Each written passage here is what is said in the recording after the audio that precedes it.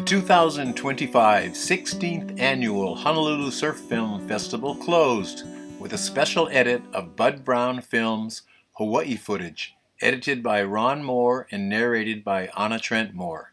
First, thanks to Aqua-Aston Hospitality and the Surf News Network for support of the film festival. The evening opened with a few trivia questions by Kyle Metcalf, followed by a hula halau blessing.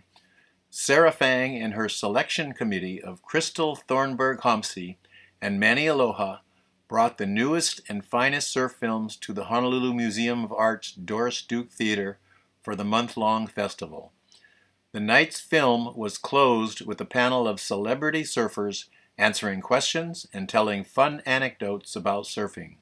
The panel included Joey Cabell, Randy Rarick, Tom Pohaku Stone, Clark Abbey, Kalai Ahuna, and Johnny Angel.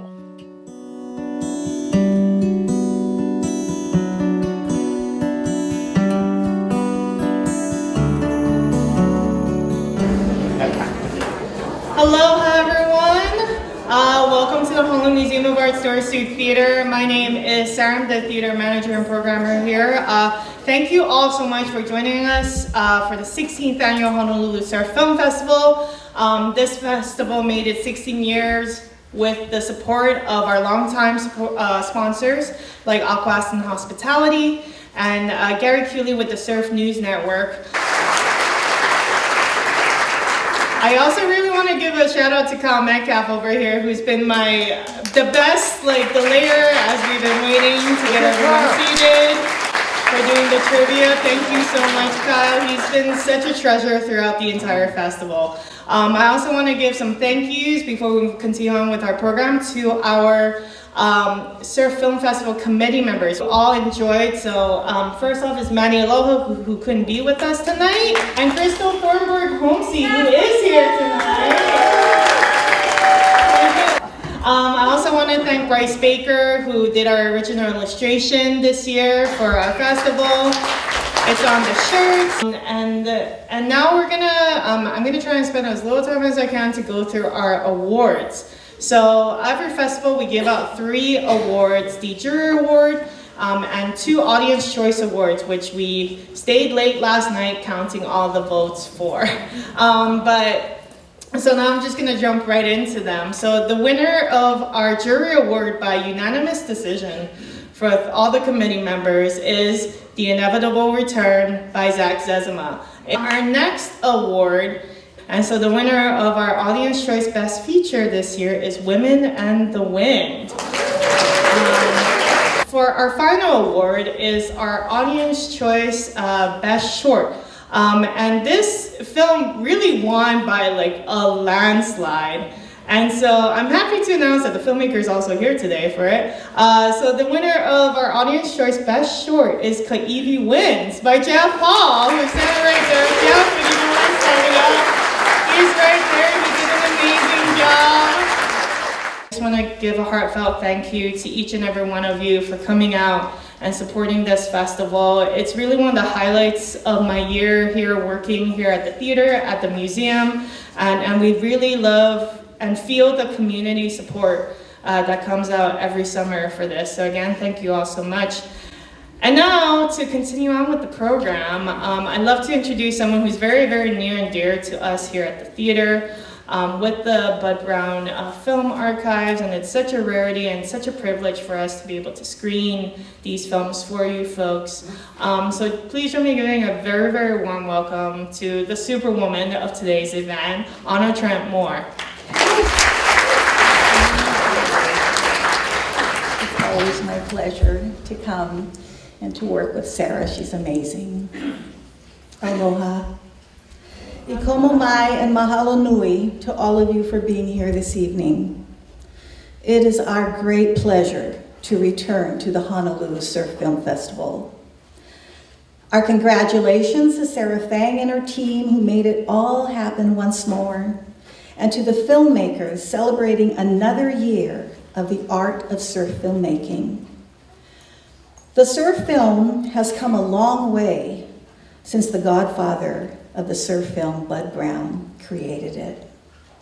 And there is no better place to celebrate this than here in Hawaii, where the first commercial surf film was created. We extend a warm welcome to our special guest this evening, who will join us on stage for Mo'olelo and talk story following the film. Mr. Joey Cabell, Randy Rarick, Clark Abbey, Tom Pohaku Stone, Ahuna, and Johnny Angel. Tonight is about telling the story of surfing. When Captain Cook arrived in these islands, he first encountered hula in Kauai, and then surfing in Kealakekua Bay on the big island of Hawaii. So impressed was he by the act of wave riding that he made note of it, writing of the supreme pleasure it gave to the rider. I have no doubt that there must be a multitude of surfing stories in long ago hula. And so I can think of no better way to begin our evening than with the way the Hawaiians told story, through hula. A warm welcome to Halau Napuakea o Ko'olapoko from Kailua, who have come to share the story of He'ia. Ka hili ke kaya ka he'enalu, I ke a kanarunui, o puna, o hiloe, ua I ke ai.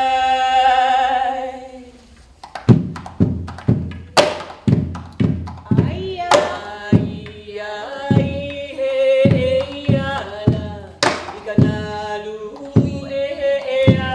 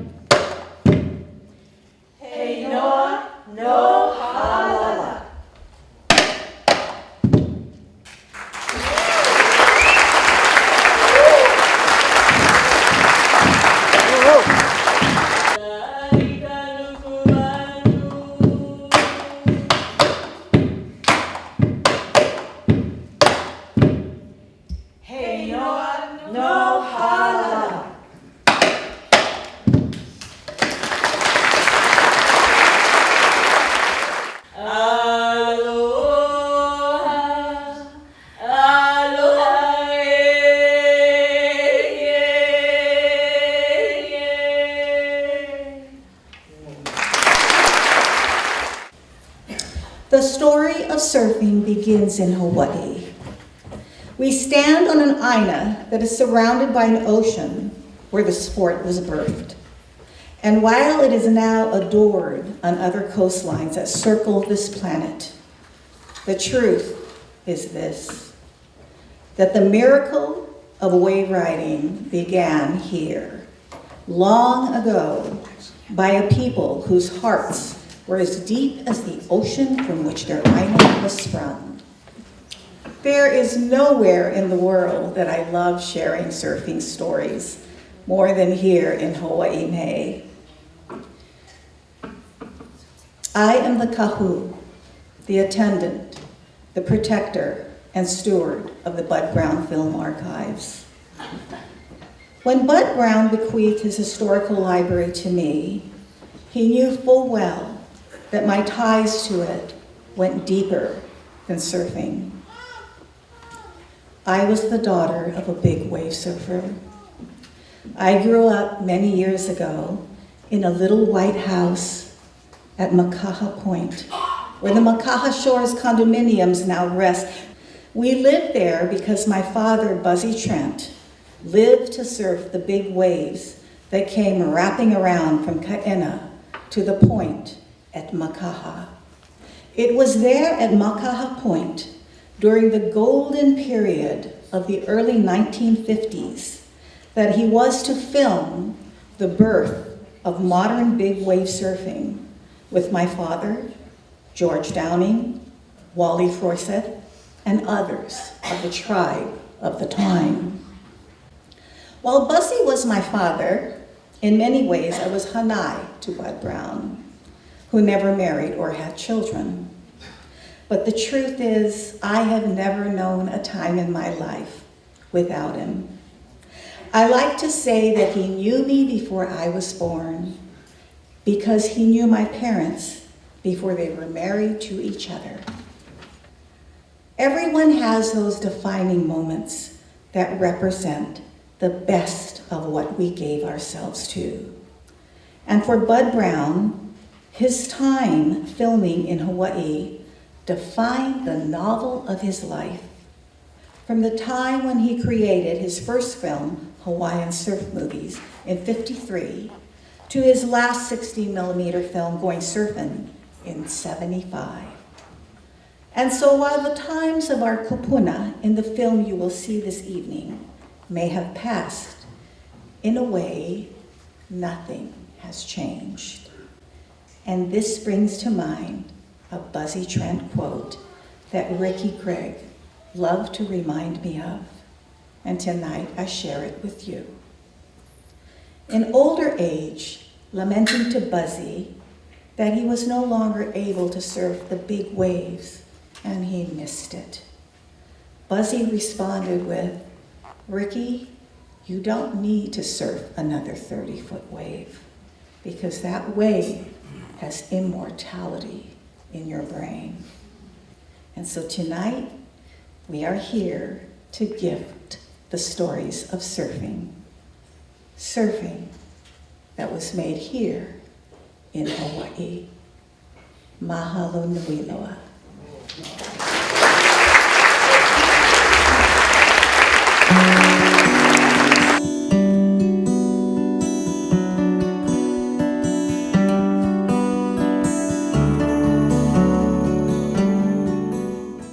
And Bud Browne is very protective of me, and I would say that my husband and Bud Browne did not have the most loving relationship, but I think Bud would be very proud about how much of an advocate you have become of his, and I love you. I'd like to introduce some wonderful people that are here with us this evening. I love each and every one of them. Our first guest is a Renaissance man, a skier, sailor, entrepreneur, but I like to think that surfing claims him the most. He has garnered numerous surfing wins, such as the Makaha Surfing Championships 3 times, the Peru Invitational, and the coveted Duka Hanamoko Invitational. Let's welcome beloved Mr. Joey Cabell.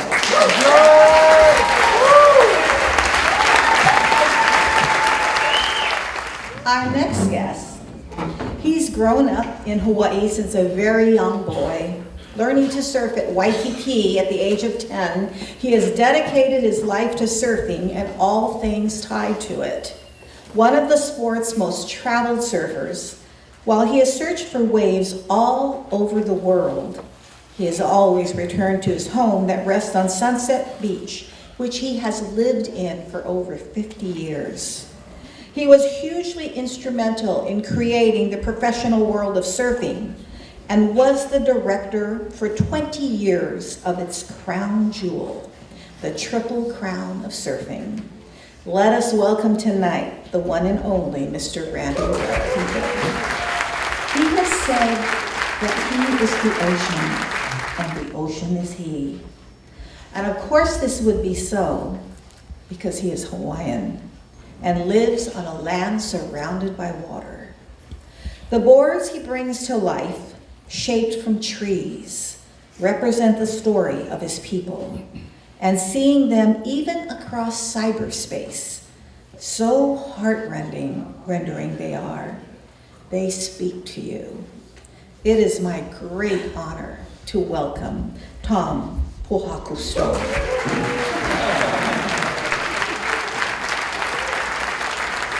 He is a Hawaiian that comes from a long lineage of surfers that extend for centuries. A lifeguard for many years, he is now the head of water safety and lifeguards on the base in Kaneohe. He is recognized as the nephew of big wave surfing kupuna, Kimo Hollinger. But he is an accomplished rider in his own right, earning his stripes as a big wave surfer who surfs purely for the love of it all. Surfing Waimea for years, he left her behind for his new big wave girl, whose name is Makaha. It is my honor to welcome up Clark Abbey, of surfers in Hawaii any given day, living the story of surfing every time he enters the water. He loves it and treasures the stories that came long before him. He is a surfer, a lifeguard, a Hawaiian, a Kanaka Maoli whose ohana hails from way long back in Waimanalo. Welcome, Kala'i Ahuna. Our next guest was with us tonight. I was very excited. He is a descendant of one of the greatest iconic surfers on the North Shore. He was also a very beloved friend of our family and my father, Buzzy Trent. Welcome to the stage. Is he still here? Oh, Johnny Angel, where are you?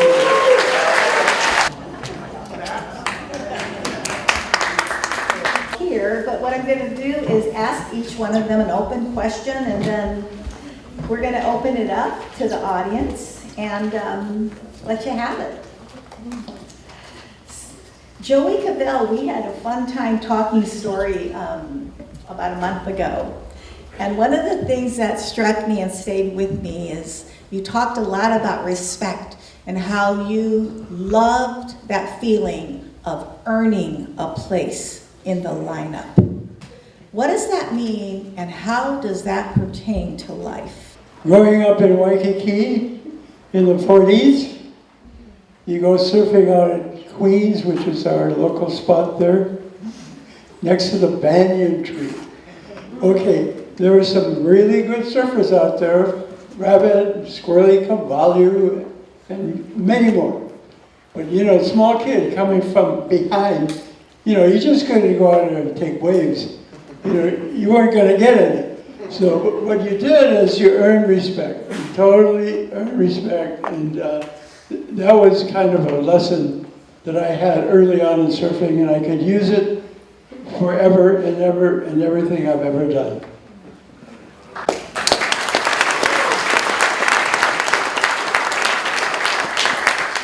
Randy, you lived in the same house on Sunset Beach for over 50 years.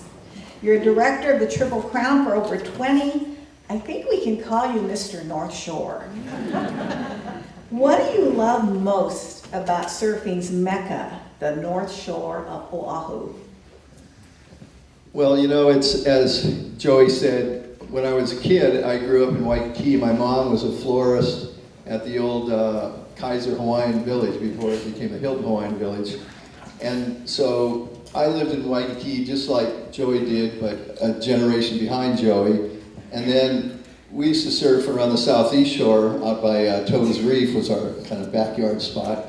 And I grew up in town, graduated from Kalani, and the moment I graduated, I moved to the North Shore. So I've been on the North Shore for about 55 years now. And first I lived at Haleiwa, then I lived up at Kavela Bay, then I lived back down in Laniakea, but I always surfed Sunset Beach. And Sunset to me is the best wave on the whole North Shore. You got big waves in Waimea, you got hollow waves in Pipeline, but Sunset, you can ride it from 1 foot to 20 foot.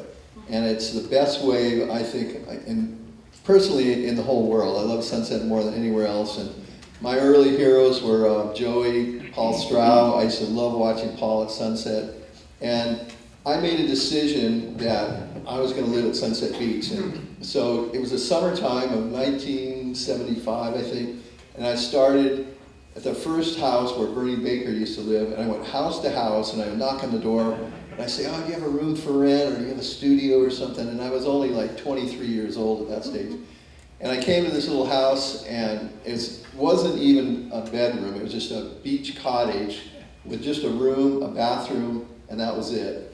And Bob Shepard lived up in the front house on the beach, and next to me was a Quonset hut. And this house, I knocked on the door, and the guy said, I'm thinking of going to the mainland. I go, really? And he goes, yeah, but I'm not sure yet. So I came back every day for 10 days and knocked on the door, bugged this guy, and finally said, I'm so sick of you coming over. Here's the name of the landlord. Call him up, and because I'm leaving. And I called the landlord, and it was a Japanese guy who lived in town, and he said, it's our beach cottage for the summer, but we're not using it, so you can start renting it. And I rented it for 10 years, and finally after 10 years, he said, my daughter we're going to give it to her, but she doesn't like the North Shore. If you want to buy it, buy it. And I've been in that same house for 50 years.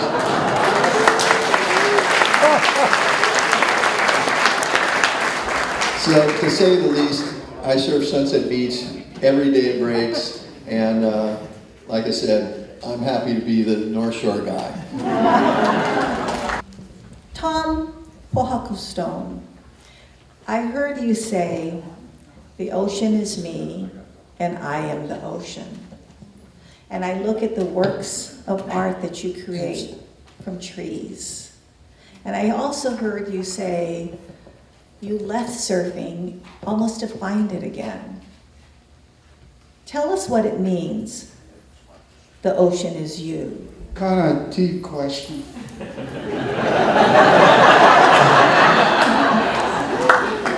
I believe as long as Randy's been on the North Shore, I've known him. And the question of leaving surfing, that was just a personal survival option. Seriously, it was a life or death kind of situation for me that I needed to change my life. And it gave me an opportunity to look at my family, my Ahuna, and what they had done. I never knew anything about my uncles. I never knew anything about my dad. Never knew that they were all from Waikiki. They were all surfers. They all lived at Kalia, where Duke grew up and all this stuff. I knew nothing about it. But it was a challenge on the North Shore for me at that particular time that led me in the direction that I am today.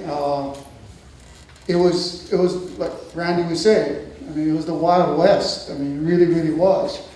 And I was the dark horse. I was a guy outside of the mainstream surfing, and I didn't give a crap, to be honest. And I had a choice. I had a choice to survive and live or die. So I chose life, right? And I moved on. And surfing wasn't that. I left surfing. I found an extension to surfing. And that extension to surfing took me into where Randy and I have had confrontations on the beach over the years about competitions, right? But it wasn't personal. It's just how it felt. But I ended up being very competitive in another sport, in the ocean, riding waves, and learning how to fly at the same time. And so that took me down a road that eventually led to knowing something about my father, knowing something about my family, and the history they had in surfing, and their connection to the ocean and who we are. We were born from the ocean to the ocean. And I had the opportunity to spend the last few years with my dad. So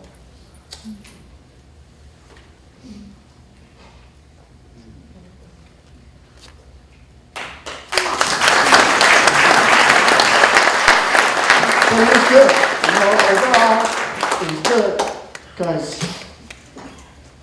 it led me down the path to where I am today. And I wanted to know how involved we were in the ocean. And I happened to grow up with Keone Downing, Uncle George. I lived with Peter Cole on the North Shore when he was out at the apartments by Chun's store out there.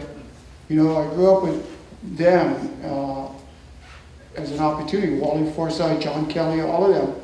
And I just happened to be standing there, and today I remembered everything that Tanae, Dwayne Cruzen, sometimes Reno, but not often, that we were involved. Yeah, Reno was on a whole different plane. I mean, I think he was going down the road with Randy anyway, so. You know, we can laugh about this crap today, but it taught me that I wanted to know more about the professionalism of surfing from my roots. And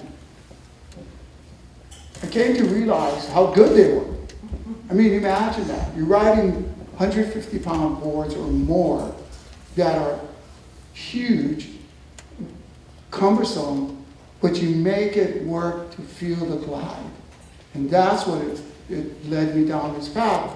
I needed to know the glide, you know, just the glide, nothing else. Be able to maneuver this big giant board, to remember growing up with Linz and Sonora and Pop Sonora and riding wooden boards as little kids and stuff like that. That's all we had.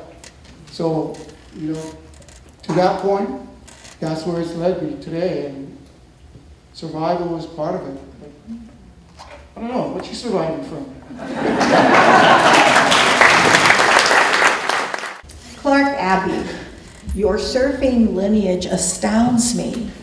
I know it goes very far back, but I love the story you told me about your great-grandfather's precious board that you still have, and how the Hollingers branded their surfboards. Can you tell us about that? Yeah, thank you. Good question. I come from a surfing family. My dad surfed, my mom surfed. My mother's father, the Hollinger family, they surfed from way back. My great-grandfather, who was a blacksmith from Canada, came down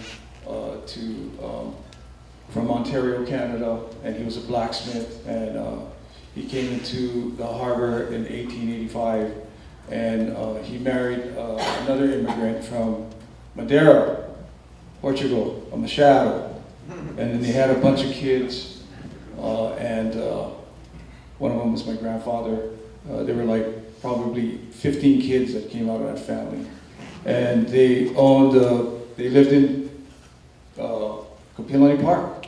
They had like 14 acres over there, and the father's shop was on Mililani and Queen Street back in the 1880s, and some of the older brothers used to take their wooden surfboards to the shop, and then they would brand this branding iron, which had an upside down horseshoe with an H in the middle. And you know, it was kind of inspirational to me. I didn't really know too much because my mom used to go, your grandfather surfed Waikiki. And at that time, I mean, the North Shore was everything to me. You know, so and Uncle Kimo Hollinger was like my hero, you know, but Waikiki, I learned how to surf there. That's where all my brothers and sisters learned how to surf. But it wasn't until 1997 when Uncle Kimo brought these old photographs, these black and white photos of the turn of the century, and I see my grandfather and all his brothers standing in front of these surfboards back in the turn of the century with this upside down horseshoe in the middle. And Uncle Kimo looked at me and goes, "What do you think?" And I go, "What are you asking me?" And then, do you think you could, then he goes, "Do you want me to?" And he goes, "I want you to." And I did, and I was shaping surfboards because he knew I was shaping boards that never logo yet. And so I ended up riding these North Shore guns with this upside down horseshoe with the H in the middle. And I'd be surfing with guys like Randy and Bradshaw at Sunset, and they'd be all asking me, "What does that H stand for? Hawaiian?" Hawaiian? I go, "No, it stands for Hollinger." And so everybody'd be going, "Kimo Hollinger?" And I go, "Yeah, but beyond that, you know." So I tell you, I could have wrote this answer on my head for the next 10, 15 years. Everybody was asking me the same question. Until I finally had to spell it out. About maybe 14 years ago, I had these guys spell out the logo. Hollinger brand surfboards by Clark Abbey. And that way I didn't need to answer the question. There it is, it's written down on the board over here. But yeah, the lineage goes pretty far back. Everybody surfed. I'm still surfing. One thing I want to reiterate was that I wanted to be a pro surfer. That was my goal. You know, I wanted to be a competitive surfer. And I went to my mom, and my mom came to me and goes, "Your grandfather surfed for the love of it." And then I was looking at her, and I was like, "But I want to be a pro surfer." "No, your grandfather surfed for the love of it." Guess who won? My mother won. The closest thing I became a pro surfer was when I became a lifeguard with this guy. And that was the closest thing to being a pro surfer was. I got stationed on the North Shore, a lifeguard at Waimea Bay and Sunset, and you know, and right, I'm still a lifeguard right now. So in a way, I'm still kind of living the dream. And my mother won. I still surf for the love of it. Thank you. Kala'i, you and I have known each other a long time now, but I never forgot the first time I met you. You were so stoked about history and the greats of surfing, and you said your father told you the stories, and you said you watched the old VHSs so many times that the tape stretched out, and I think I gave you a couple more. But I often refer to Kala'i as Kala'i who stopped for Buzzy. And he's often told me the story of that. When my father left surfing behind toward the end of his life, he would walk about a 15-20 mile stretch from Yonge Street in Honolulu to Hawaii Kai. And I think it was a pilgrimage for him because many people said they would see him and they would stop. And Kala'i told me the story about how he stopped. It was about 30 years ago. See the guy in the back corner, the beautiful white hair? He was my lieutenant. And I was going for an interview to be a lifeguard with the city and county of Honolulu. And, you know, I was going back and forth, working side jobs with my dad. I was in between jobs. And I'd go to my dad's house. He lived in New Valley with his girlfriend. And every day I'd go to his house and we'd be driving up and down. And sometimes it'd be Ahuna, sometimes it'd be Kahala, sometimes it'd be Kulia'o. And he goes, "You see that man?" I'm like, "Yeah." He goes, "You know who that man is?" And I said, "No." So that's Buzzy Trent. I said, "How do you know?" He goes, "Look at how big his head is." And, you know, he did. He had a big head. And he'd always put like this white shirt underneath this kind of safari hat. And he always wore plain white clothes, like a white t-shirt and white shorts. And, you know, one day I was going to try and make it not so obvious, you know, to stop by and just say hello. So my dad lives about 3 blocks up from the valley, and I kind of parked on the corner by Lopez's street. Lopez's brother still lives there. But if you go all the way out to the highway, you can just kind of get to where the bus stop is, where the kids catch the bus. And I just missed him because he was scolding some kids who were smoking at the bus stop. And he's like, "You kids are ruining your health. You realize what you're doing?" And, you know, the kids are like, you know, "Beat it, old man. We don't want to hear from you." And they had no idea who he was. So I just took the time to say hello, and he kind of looked at me, and he didn't really want to talk. And, you know, something came about where he just said, you look like a surfer. Are you a surfer?" And I said, "Yeah, I'm learning." You know, at that time, I was trying to get up to Makaha and surf, and Rusty Kealana was the man. You couldn't touch him at Makaha Point, and I was just always in the bowl watching him fly across these giant, you know, 18-foot, 20-foot glassy walls. And long story short, Buzzy told me the lineup that he used, which I never ever experienced until the week before Luke Shepherdson won the Eddie. Because he said, you're going to paddle as far as you can, and you're going to see these giant golf balls. They look like giant golf balls. They're on the mountain, and that's the lineup you got to be in. And normally we're about, you know, 150 yards in from there. And that day I went out there, I was out with Clark and a few other guys. In fact, Anna's brother was out with his son, and those guys are crazy. They're so crazy. They don't even think, they just go.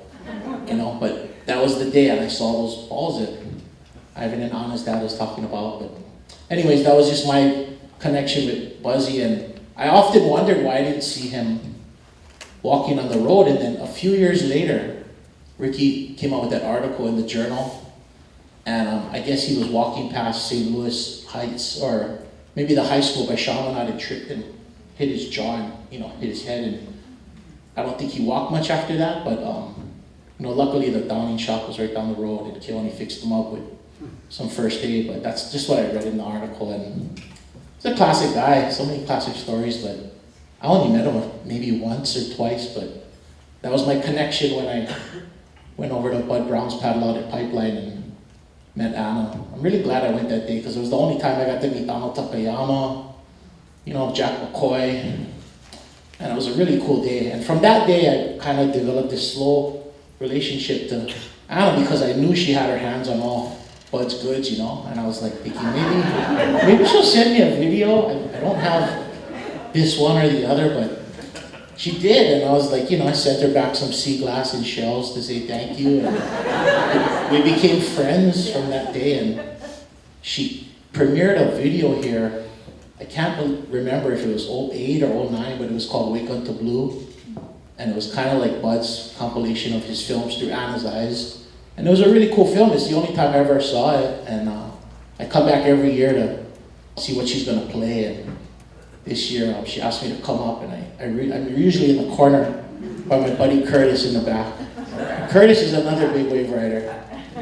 Curtis Barnes, he's crazy. I see Timmy, who do I see? I see Dave, everybody's here, even Todd, there's Joe. I'm one of you guys, I'm not up here. I don't want to be up here, I'm on the panel with the legends. These are the guys I all looked up to, and I love hearing them talk, and I can get long-winded, so I'll just leave it to Johnny.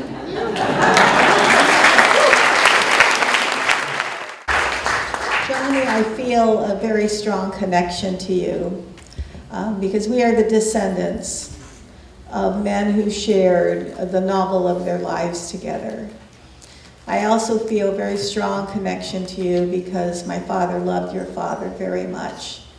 And I remember Jose very well. That, first of all, I remember that he was handsome and very strong, a great diver. Buzzy loved telling a story about when your dad and he would go surfing in a point for Minpachi, and even the fish were more muscular out there because they were having a hell of a time making it out there. The currents were so strong. But he loved your father very much.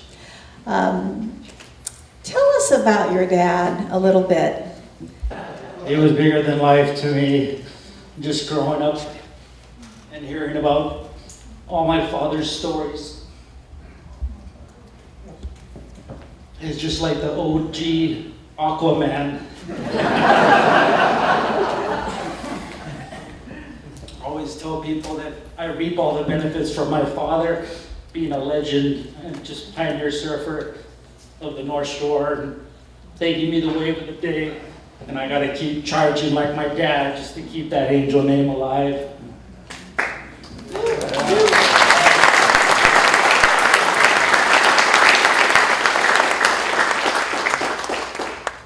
Just growing up on the North Shore, beachfront, at rock piles is such a gift from my parents. Just the best life in the world. And then being a lifeguard right at rock piles is 2 houses down from my house. It's just being a last name angel, and I think the guardian angel of the North Shore. Giving people their next birthday is the best way to give back in this place.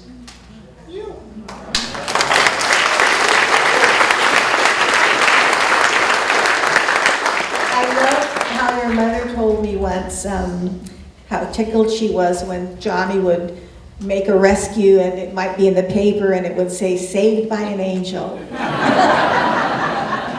I rescued that kid. His name was Cameron, 12 years old from Utah. Came down with his whole family. Him and his sister went running down at the shoreline. Right at 9 o'clock, we're setting up the tower. And he's got cut Levi jeans shorts. Skinny little scrawny kid. Him and his sister got picked off by a wave right when I'm posting signs at rock piles. I didn't even have my tube and fins on me. And all of a sudden they're getting sucked out, and I'm like, oh my God, this kid's getting... The sister was older and taller, and she scrambled out of the shoreline. And Cameron just starts getting sucked out, and I'm like, oh my God, this next whitewater is gonna hit him, and I'm not gonna be able to find this kid. So I jumped in and got to him, and I put him on my back, and I said, hold on to my neck. And I swam under all these waves, and we got sucked out to rock piles. It was 10 to 12 feet that day north. So thank God rock piles wasn't breaking. It was breaking second reef log cabins. And I'm like, oh my gosh. So I start swimming this kid up towards Pipeline. And of all people surfing, P.D. Johnson was out at off the wall back door. And we put him on Cameron on his surfboard, and we bear hugged him and got blasted all the way into the beach, and the family was videoing the whole thing. Grandparents were there, they were all bawling, they thought Cameron was dead. And then my lieutenant, Pat Kelly, came down and told him my name, and he wrote the article for North Shore News, Saved by an Angel. And the Cameron's dad was so religious, he went to meet my mom at Pohaku High School as a teacher, and thanked my mom for giving birth to me to save us.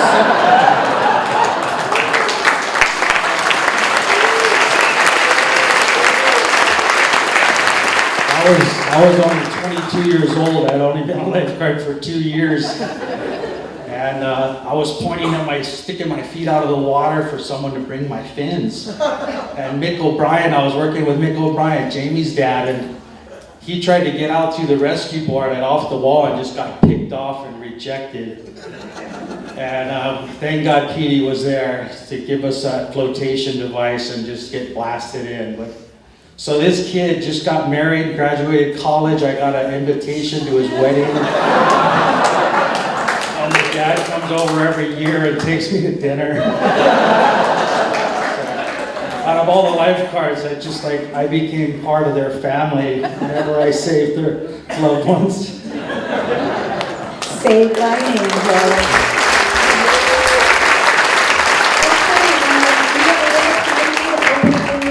Does anyone have any questions for these stellar guys? I just want to say I've been to a lot of surf movies in my life. This is the best surf movie. I've seen all your movies, but this is the best surf movie I've ever seen. With your narrating, and this is the most soulful crew I've ever seen of guys from the heart. All of them spoke from the heart. No phoniness, man. Thank you.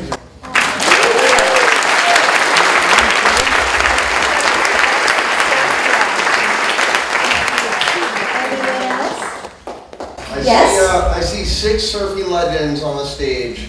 Heaviest wipeout from one of you. Joey, heaviest wipeout? You want each one of them to tell us? One person. One person. Heaviest wipeout. Start with Clark. Clark, I think you. Clark.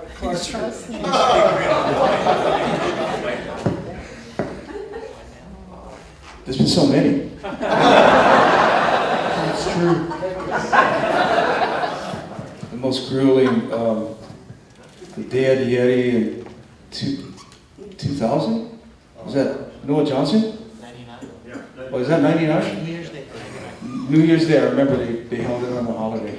But I was out early, it was 30 feet, and I persuaded a couple of guys to go out with me. One of them was this guy named Eric Haas. And so me and Eric paddled out, and then Greg Quinn followed us. And nobody's out there, still trying to decide if they're going to hold the eddy. And I paddled out, and then I caught a couple of waves.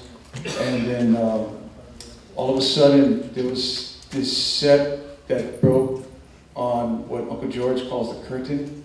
It was 40 feet. And, right before that set came, I wiped out. And then I came up, and I think my fin cut my leg open, and it was totally open. My skin was flapping and everything. And then that set came. I had to tell my friend Greg Quinn when I came up. I said, "Greg, look!" And I stuck my leg out, and the whole thing was open. And then but the set came, and then nobody could do anything, and so. We had to survive this closeout, this 40-foot set that came through. So I was holding on to my leg. My board was gone. I didn't have a leash. And then the set passed, and then they all came to me. And then this guy named Daniel Scaff, he's a Brazilian guy, really super nice guy. He always wears fins on belt with fins, and then he grabbed my board, and he had a leash and he paddled it out through the closeout. I couldn't believe he did that. And then he came to me, and then I jumped on the board, and Greg took off his rash guard and tied it like a tourniquet sort of thing right on my leg, and then I just paddled in. My heart was pumping and everything like that, and I thought I was going to get caught by another set. I didn't know if I was going to get washed in the jump rock, and they followed me in. Everybody followed me in, and then I got to the beach and I got washed up, and then my son, my dad, my brothers, they were all watching from the cliff, and so then I made it to the beach, and then an ambulance came and took me. So that was one, but I'm not going to tell another.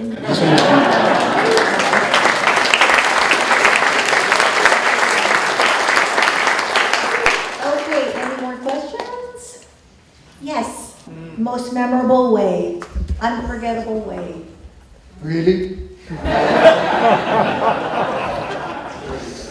Yeah, I mean, it's you know, if you want a memorable way, this is the memorable wave in my mind and in my brain forever, is Jose. I mean, I didn't paddle off, but from his house down to Rock Piles, Keiki, I saw this guy paddling out, outside of log cabins, and I was like going, what the hell? And this is before they had all the cottages, and the wall was there off the wall, right? They hadn't built the lot yet. They created it, no house on it. So that was our place to look at the surf. So it was just a really massive, giant day at Pipe. The boys had all bailed to the bay.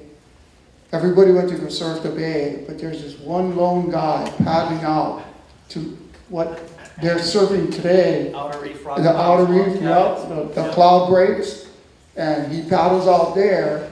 It's this perfect west swell, and it's just sand as far as your eye can see. And this guy takes off outside at this cloud break. And when people say second, third reef and stuff like that, he was past that. He was in the ocean. And I had no idea who this crazy guy was, but I wanted to see if the waves, or how big the waves are, because when they get that big, if there's nobody out, you can't really tell when they're so perfect. But this guy took off, and he was just going across this wall. And it was just massive. And I was going, holy crap. It doesn't start breaking until it's 25 feet or bigger. It was in 25, 30 foot range at Pipe. And Jose, later I'd find out, because I eventually paddled out when he took off on the second peak after that, because he had kicked out. And I'd already started paddling out. I was paddling out past what we call second reef today. And I see this guy coming across, and his tube is just massive. It's just giant. And he's just standing there in this black hole. And I'm looking at that going, whoa, that's kind of really big. And I'm paddling out, and I'm looking at this guy, and it just zippers.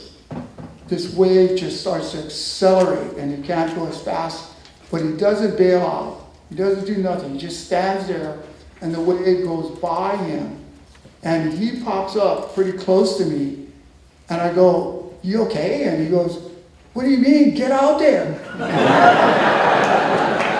I go, what? He goes, the waves are perfect. Get out there. Paddle. Go get them. And I'm going, what the? And that was my first experience meeting Jose Angel, and his encouragement was crazy. It was just go, go, go.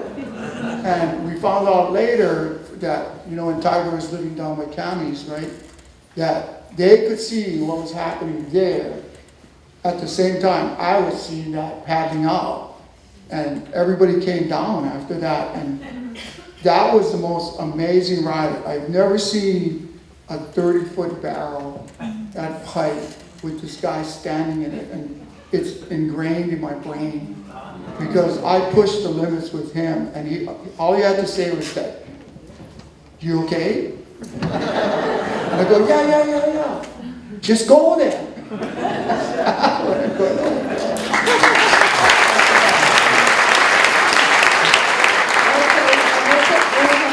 One more question. Yes?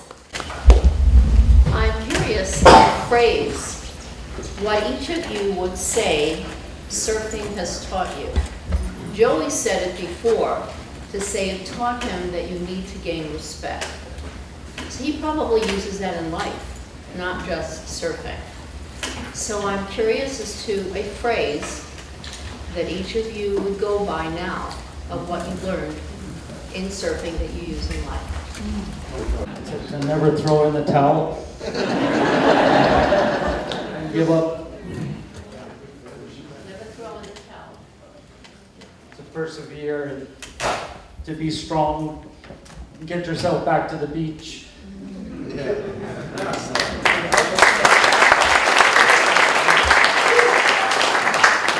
on?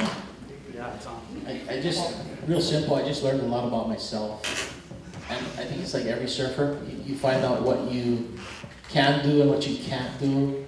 And sometimes you think what you can't do, you actually can do, and then you blow your own mind. You know what I mean? And that's it. And it could be body surfing, a little wave in Makapu, or you could get the barrel of your life at Sunset Bowl. But it's there, you know? It's there for everybody to see if they really want it or not, and it's fun. Yeah.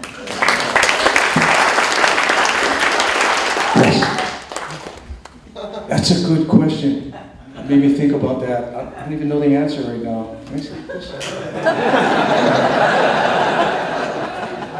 Yeah, I don't know what phrase I would use. Surfing is life. I guess I would say just don't be hard on yourself. Be hard on yourself. I would have to be the opposite of that. Be hard on yourself. No, I mean, I like the way the film ended, and the discussion about aloha. Yeah. You know, you give aloha, you get aloha. And that's where I'm at.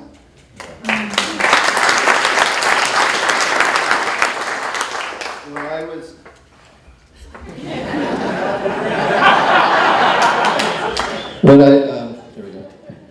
When I was, I think I was 15, it was the opening ceremony for the second Duke Classic, and it was at the Moana next door, the surf rider, and Duke Kahanamoku was there.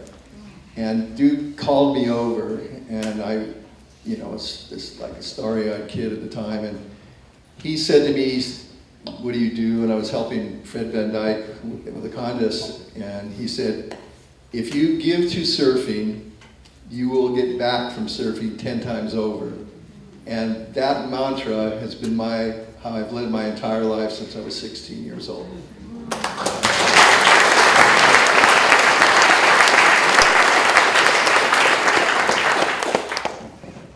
Okay, I better get on this mic again. Some of the biggest waves I've seen were at Honolulu. When outside is 100 feet, inside comes in at over 30 feet. And if it's a west swell, you can go right through to the bow. If you surf really deep, you'll have a ride you'll never forget anywhere on the planet in your life. So, just so that everybody knows that goes on there in Honolulu. Also, growing up, I have to tell you more, I guess. Growing up in Waikiki in the 40s, I was shiny shoes. So shiny shoes was a way to make some money, right? And so shoe shines were 25 cents a shine. And those days there were a lot of sailors. World War II everybody was coming into Waikiki to little time off. So they sit down on a bench, and I go, "Hey buddy, you want a shoe shine?" They look at their shoes and they go, no, thank you. Okay, if I can just how many kids your mother had in one guess, you take a pay shine.